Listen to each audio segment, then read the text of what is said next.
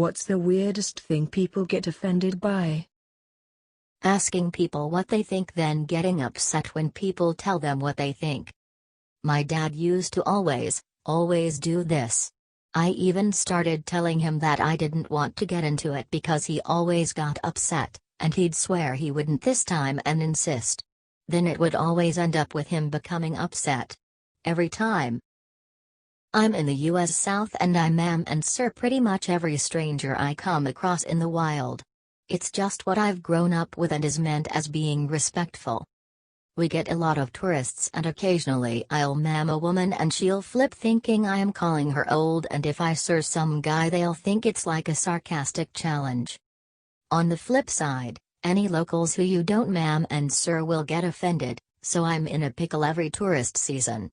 Living in constant fear of ma'ams and sirs. People seem to get really offended and upset if you simply disagree with them online. Like they're so used to their own echo chamber groups that someone disagreeing with them, even politely, is bad. Recently I saw it in a childcare group.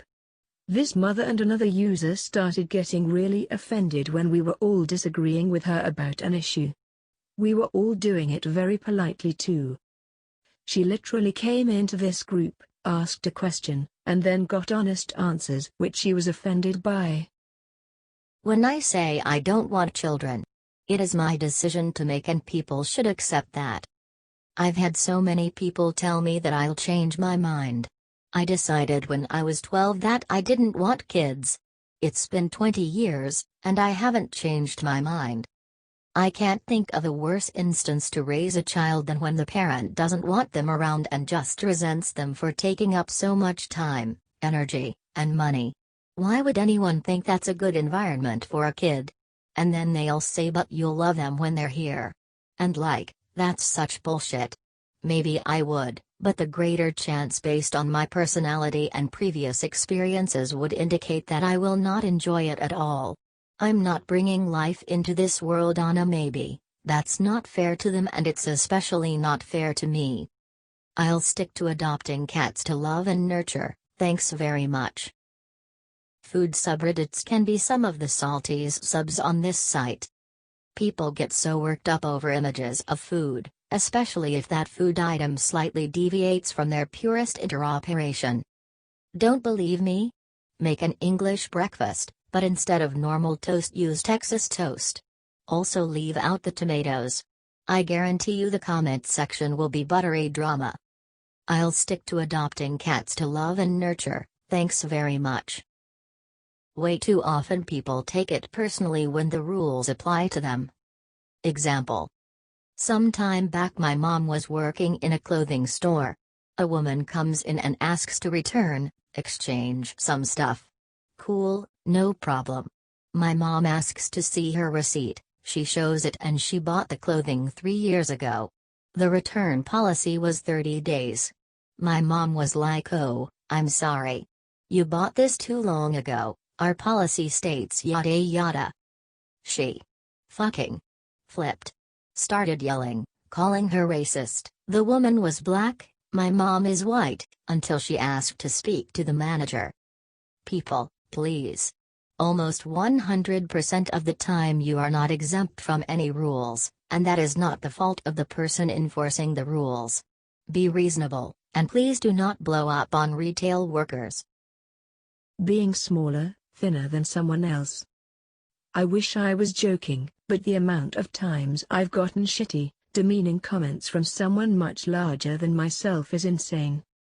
When I was unhealthy small in high school, my mother would come in and comment on my fat thighs. Sub 120 pounds, but apparently I'm Thunder Thighs McGee over here. Now I'm a healthy weight. I'm small, but not freaky thin. I get cheeseburger comments in snide tones from friends. Dirty looks if I'm excited about a new bit of clothing. Mocking if I'm cold because for some reason, 68°F is an acceptable indoor temperature in the middle of winter, while aforementioned larger folks are wearing sweaters and using a blanket and I'm uncomfortable and shivering. But the second the smaller one says something, they're a body-shaming asshole. Restrict your calories and take a walk if you're so goddamn insecure you need to shit on other people for not being fat. Religious choices or lack thereof. I don't care what religion someone chooses to follow. I am not religious, but I live around some devout Christians. I have a neighbor that would always talk to me, but since he found out that I am not religious, he has started to ignore me. I don't get why we still can't remain friends. I'm not running around killing, stealing or lying. Not what but more like how. Constantly seeking out petty things online about other people's lives to get outraged about that don't really have much, if any, impact on their lives. It's the internet law. Calm down. Like walk away, go make a snack or read a book. There are real things to be pissed about, yeah sure, but you are choosing to spend your time digging up shit to be mad about, and that just isn't healthy. I used to have a roommate that I swear was addicted to being sad about animal welfare stories, the same as some people get addicted to porn. Every day a new goddamn tragedy. We had a big yard, she had her own happy pets to love on, plenty of games and media, a whole internet, and inevitably she'd just be in her room working herself up over a charity she had already donated to. Drove us nuts. The current trend of outrage and cancel culture reminds me of her. Honestly, this whole cultural appropriation thing is a bit weird to me.